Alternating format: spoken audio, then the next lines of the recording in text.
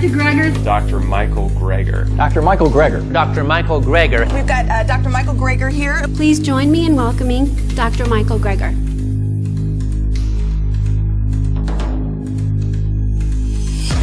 Dr. Greger, welcome to England. I'm happy to be here. Thank you so much. We really appreciate it. Let's get straight into it because I know you've not got a huge amount of time. Everyone wants to see you. Tell me a little bit about the progress in the plant-based movement recently. There's been tremendous progress, particularly in the health field. At least that's certainly my perspective. So in the States, there's just been a real surge, a real tipping point in terms of the plant-based nutrition movement. There are now entire conferences. There's an international plant-based nutrition healthcare conference. Hundreds of physicians, other medical professionals get together, talk about how they're using this in their practice. I mean, that didn't exist a few years ago. I mean, it's really exciting. There's new vegan medical clinics opening up where all the folks on staff are using lifestyle medicine approaches, not just to prevent disease, but to stop and reverse it as well. Tell me about the main players involved. You've got Nutrition Facts growing, you've got the Physicians Committee doing a lot of work. Who are the main players and what's been achieved specifically in the last few months and last year? What's been the memorable moment for you? Well, so, you know, a lot of people don't know about Scott Stoll, who started this, PBNHC, this plantrition project, this plant-based nutrition conference. He's been doing these immersion programs for Whole Foods for a long time now. He has a book coming out. Okay. I'm very excited about that. He's just had transformative experiences. You know, he's just a physician in practice. There's people all over who've been doing this in their own little, you know, hometowns. But it's just great to get so many people together, start networking. So there's wonderful resources out now, documentaries. You know, we got a number of documentaries coming up, like The Game Changers and Eat Yourself Alive. And I mean, it's just, this is an exciting time to be in the movement. And I think, you know, a lot of it is just there's so much, I mean, we're going to get there if only because the healthcare costs are spiraling out of control, right? Climate change. I mean, we're just going to be forced to have to take these, you know, safe, simple, side effect-free solutions, cheaper, safer, more effective than conventional medical approaches, because we're talking about the leading killers, right? The leading cause of death. I mean, the good news is that the vast majority of premature death and disability is preventable with a plant-based diet and other healthy lifestyle behaviors. We have the power, we have tremendous power over our medical destiny and longevity. You talk passionately about the benefits of plant-based diet, particularly reversing heart disease.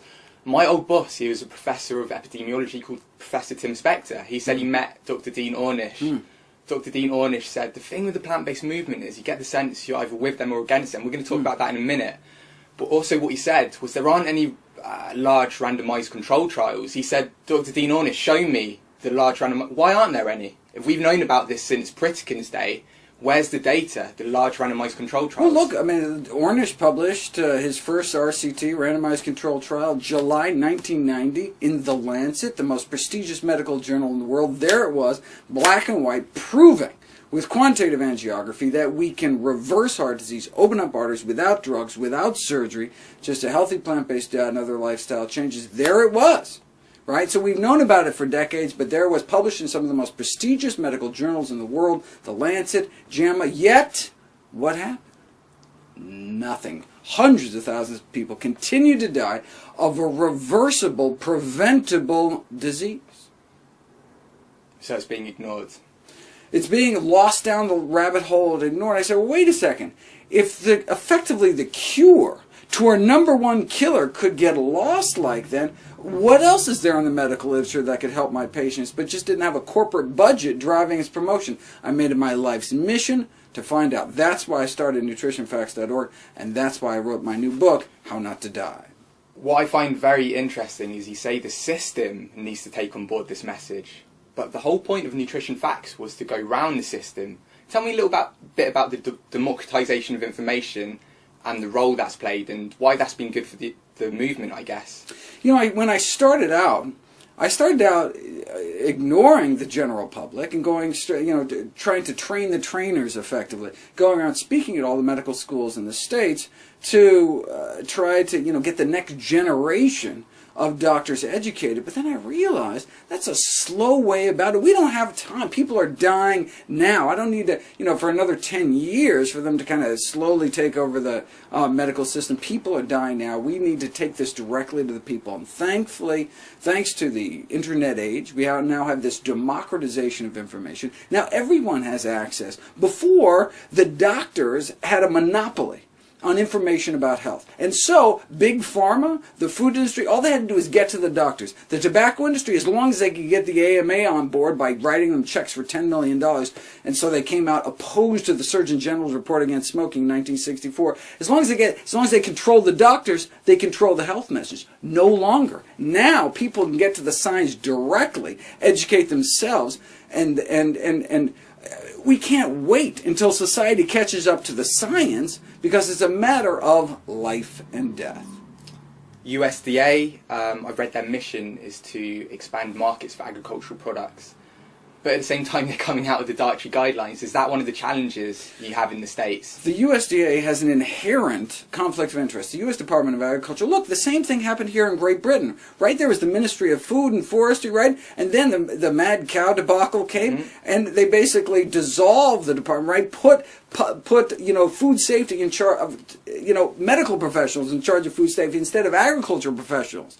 Same conflict of interest exists in the States. U.S. Department of Agriculture has this dual mission to promote agricultural products. That's what they're there for. But also, we put them in charge of food safety, meat inspections, helping to come up with the nutrition guidelines. So when it comes to eat more messaging, the message is clear. Eat more fruits and vegetables. There it is, right there in black and white in the dietary guidelines. But what about eat less messaging? Then there's a conflict. So what do you get? Instead of eat less meat, eggs, dairy, junk, what do they say? Eat less saturated and trans fatty acids, things like that. Biochemical components, right? Because they don't want to mention foods because that's too politically unpalatable.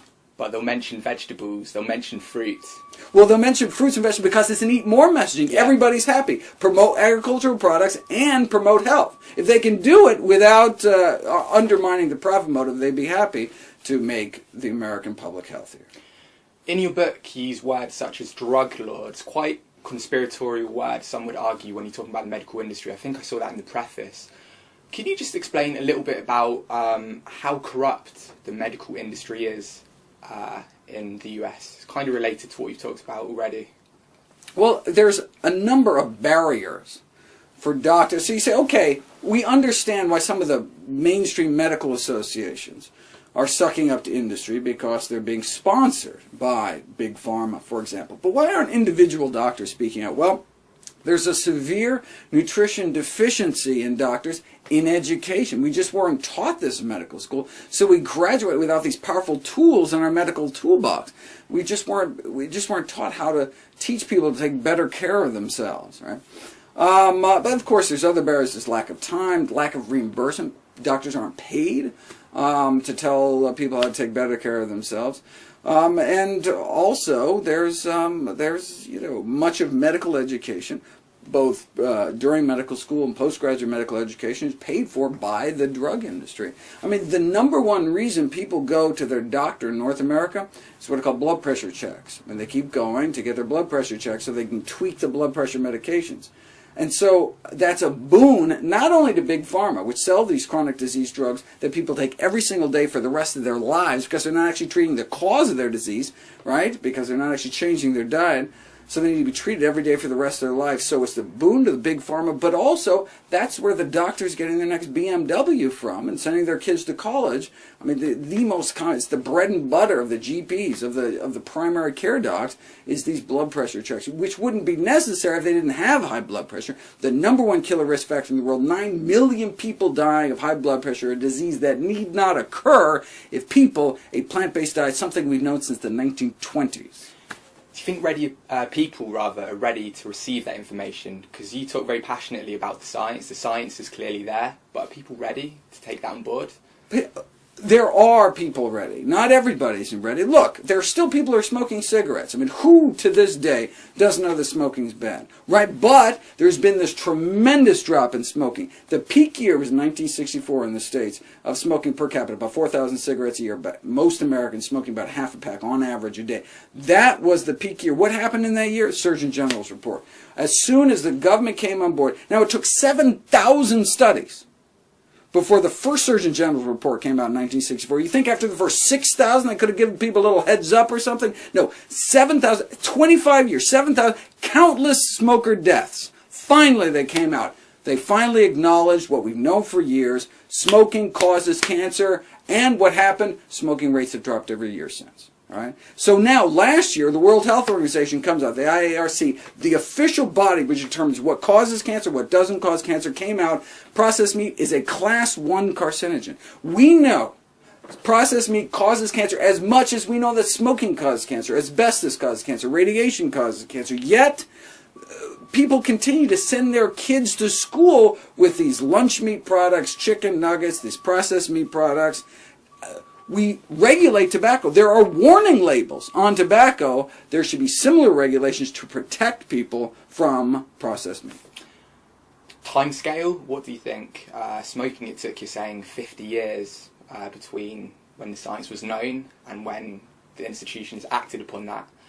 With meat, it's a little bit different, surely, because they've said processed meat is bad, but surely it's going to take a while for them to say all animal products are detrimental to health. Well, look, the government, so the Centers for Disease Control, on their website should be processed meat causes cancer, just like smoking causes cancer. Let's at least get that information out there. So, you're right, meat is considered a probable human carcinogen, unprocessed meat.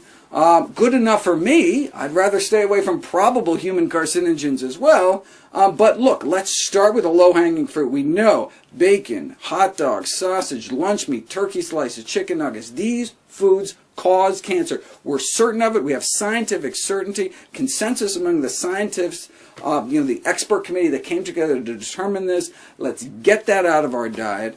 In the very least, now that the science is solid, how many years, how many people's lives are we going to have to lose before we finally come on board? Look, it's your body, your choice. You want to smoke cigarettes? Go for it, right? You should just be aware of the predictable consequences of your actions.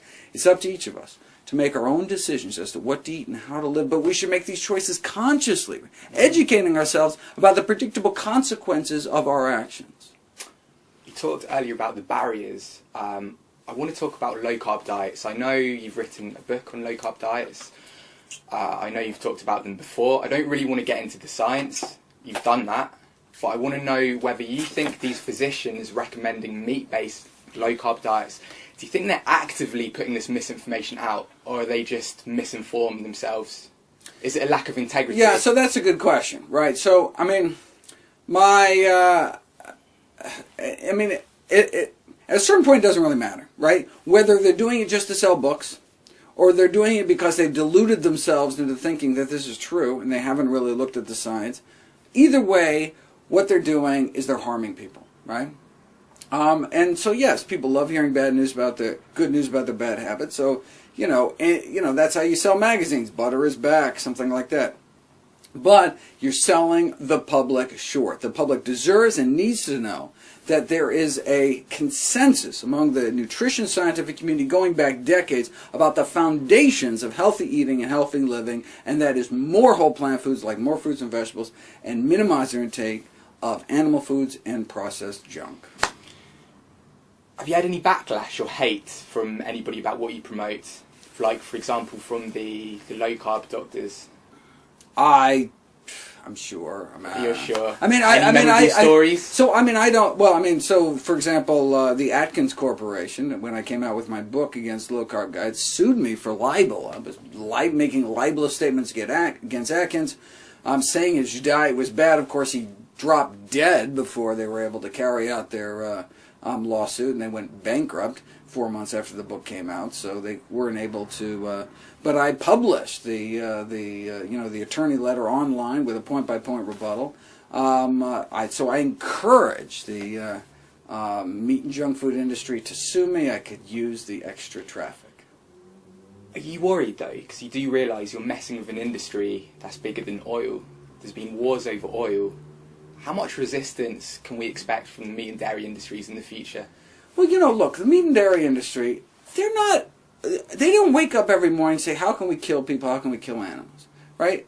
What do they wake up every morning and say, I want to make money, all right? So, very recently in the Meeting Place magazine, which is a leading industry meat publication, the cover story was on plant-based meats. It was on, Meat substitute market. Right, meat substitute market. And they're saying, look, we got the distribution, we got the machines, we got like the sausage making machines. These vegan companies are taking away our market share. Let's get into this. It's like the dairy company, buying up Silk soy milk, putting out soy milk. They already got the distribution, they got the packaging, they got it all down.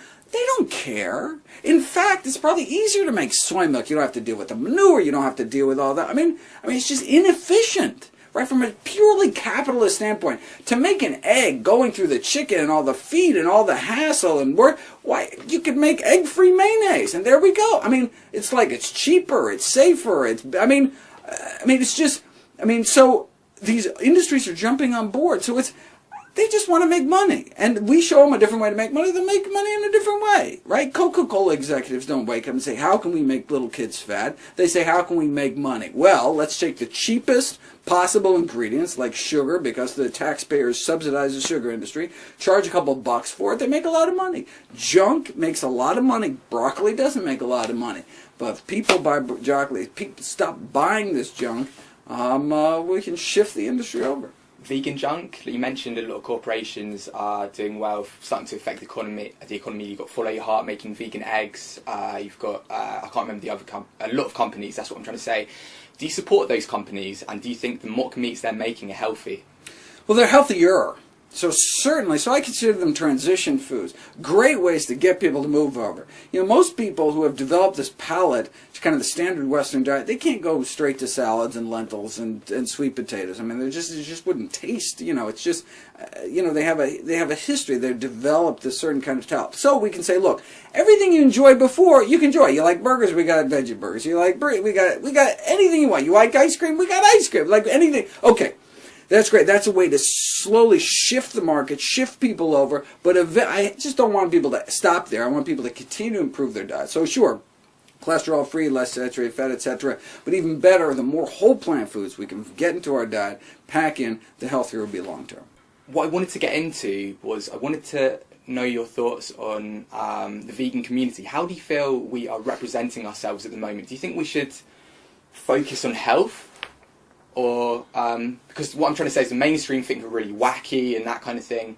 Do you think we should have like a health focus primarily, or should people talk about the ethical issues, or both, I guess? As a speaker, the number one rule of professional speaking is know thine audience. Right? It's like, who are you talking to? Yeah. You're talking about young people, find out what they're passionate about. Yeah. Right? If they're passionate about one thing, you talk about the implications. I talk mostly to professional medical audiences, and they care about the medicine, and so I talk about health.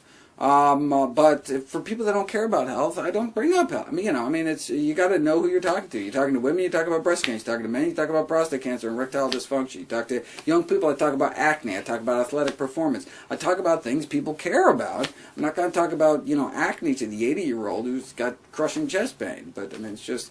And so, I think it should depend on, who we're trying to reach.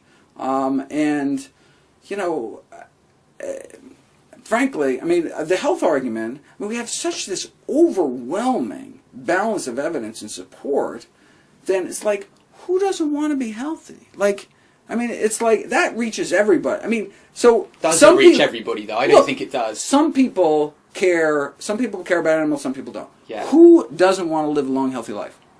Who doesn't want to live a long, healthy life? I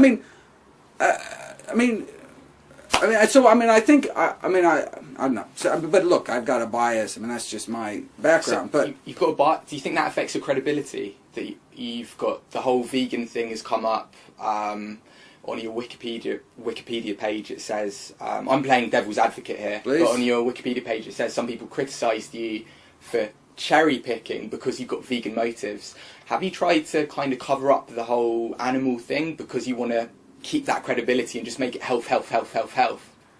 Do you understand the question I'm asking? Yeah, no. It must be difficult because with medical, it's all evidence-based. I mean, there's nothing covering up. I mean, I work for the Humane Society of the United States, the largest animal protection organization in the world. There's no. What am I covering up? I mean, I'm the director of public health of the HSUS.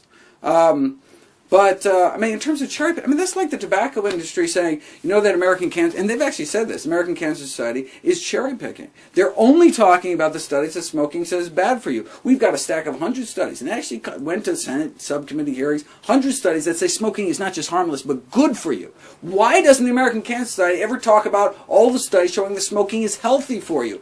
Because it's not a conspiracy. They're just talking about the overall balance of evidence.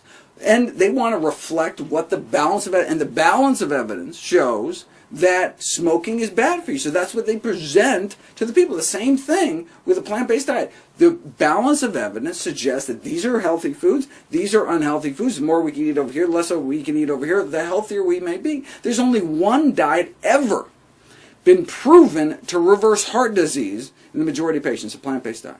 If that's the only thing a plant-based diet can do, reverse a #1 killer, a #2 killer here in the UK, shouldn't that be the default diet until proven otherwise? And the fact that it can also prevent, arrest, or reverse other leading killers, type 2 diabetes, hypertension, would seem to make the case simply overwhelming. There's only one diet ever proven to do that. It's hard to cherry pick when there's only one cherry. I love how passionate you are about this. What drives that passion? When I see your nutrition facts videos, very, very passionate. When I saw you talking at the advisory committee for the dietary guidelines, I think a year or two ago, very, very passionate. What drives that passion, and have you had to sacrifice a lot? The passion, well, look, I mean, it's why anyone really goes into medicine. I mean, if people want to make money, they go to the stock market or something. People go into medicine, at least initially, because they want to take care of people. I mean, they want to help people. I mean, and that's the kind of spark I can kind of reignite among my fellow healthcare professionals. Is, that's why they went into this in the first place. But it's very frustrating to practice medicine these days because most of what you see in primary care is chronic disease, and people don't get better. You can slow down their diabetes, slow down their blindness and their kidney failure and their amputations. We don't make people better again, but now we have a tool. This plant-based diet, we can reverse disease, actually make people better. That's why we went to medical school in the first place, and that's why I think there's this big flocking migration to lifestyle medicine. Right? Doctors making really second careers, moving from whatever they were doing, going into this because they can, it's just so much more satisfying to see people get better. I mean, that's, that along with this kind of, for me, it's this sense of just the justice. Like, the public is being lied to. Right? There are big money commercial interests that are trying to twist the truth. It's like the tobacco industry. It's like today's tobacco industry. Twisting the science, misinformation. And this is not just like, my toothpaste is better than their toothpaste. Fine. Who cares, right? But when we're talking about people dying, so when the tobacco industry argues that smoking is bad for you, people die. Same thing happens now, where they're just trying to confuse the public such that people throw up their hands and eat whatever's put in front of them, right? That serves big business interests, that doesn't serve human health interests. And once I realized that there was this mountain of evidence, buried, hidden, it's there, published in the best journals, but there's no corporate budget. Some new study comes out saying broccoli is good. How are you going to hear about it? No news thing is going to cover it because it's not really news, right? There's no press release. There's no broccoli lobby. You'll never hear about it. It gets buried. What we need is someone to just say, look, here's all the science that's been sitting here. You hear about the new drugs, new surgical procedures. They've got big money to promote it, right? Drug industries spend more on promotion than they spend on R&D, than on research. They spend more on putting ads on TV to get people to buy their drugs, to market these drugs, spending thousands of dollars per doctor in the U.S. to try to convince people to take these drugs. Whereas we don't have that. If McDonald's spends $1 million a day to get people to eat their garbage, imagine if, the Apple board had $1 million a day. We would, and look, they got the science to back it up too, that it's actually healthy. So would he support that? Would he support a broccoli lobby? Because isn't that a bit, having a lobby is weird in itself. If we're going to subsidize food, yeah, we should subsidize healthy food. Now it's an open question. Should taxpayer money be going to making food cheaper? Okay, fine. But if there's going to be subsidies, it shouldn't go to, corn and soybeans to make cheap animal feed. It shouldn't go to the sugar lobby. It shouldn't go to the sugar industry. It should go to make fruits and vegetables cheaper. There's a number of European countries that have these free fruit programs for kids. Kids go into school and on their desk is a free piece of fruit, right? And why? Not only do they care about their kids' health, but it actually saves money. And because fruit and vegetable consumption is so powerfully health promoting, it actually reduces healthcare costs on a countrywide basis. Right? It actually saves the country money to give away free fruit because it's such powerful food as medicine. You're a role model to so many people. Who are your role models? Well, Pritikin really what started my my mission in this. Nathan Pritikin in the 70s. Is he the godfather of the plant-based movement? Well, certainly in terms of kind of lifestyle medicine, he was, at least in the States. But look, a lot of that came from, where did Pritikin get his research from? Came from, Dennis Burkitt, who was an Irish surgeon. All these British kind of missionary hospitals set up throughout sub-Saharan Africa, discovering that these diseases just didn't exist. These chronic killer diseases like colorectal cancer and obesity and type 2 diabetes, they just weren't there. Ischemic heart disease, they just weren't. And so that was the first understanding, wait a second, these diseases aren't inevitable consequences of aging. These are lifestyle diseases. And we can reverse disease by putting people on the kind of diet followed by people that don't get heart disease. What happens? Do we just stop the disease? No, we reverse the disease, suggesting your body wanted to be healthy all along if we just gave their body the choice. And so, these research goes back a century practically, but certainly Pritikin, Ornish, Esselstyn, Campbell, these are the real true greats in our movement. Talking about Esselstyn, he recently came out a few months ago and said medicine is on the absolute cusp of a seismic revolution in health. Do you agree with that? Absolutely, and we have to. Look, countries can't. China can't afford a diabetes epidemic. They just can't pay for it. The state's going broke thanks to healthcare costs.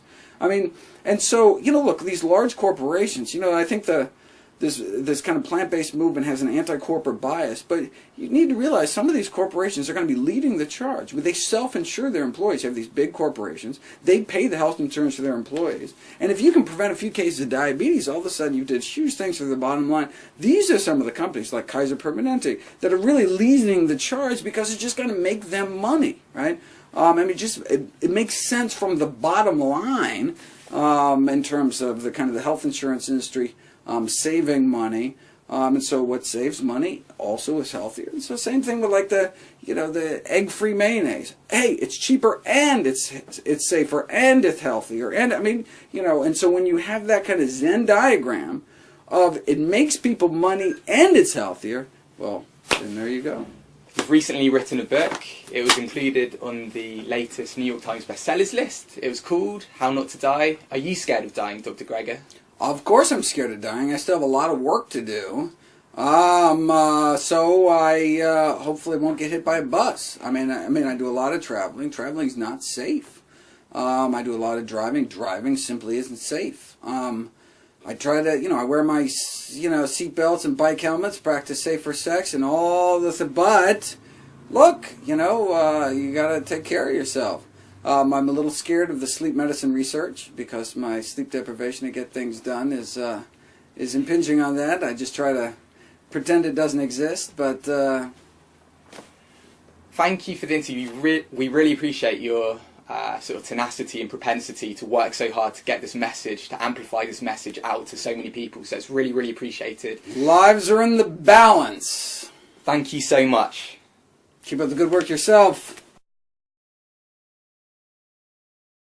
Today is a really exciting day. I'm about to meet the legendary Dr. Michael Greger.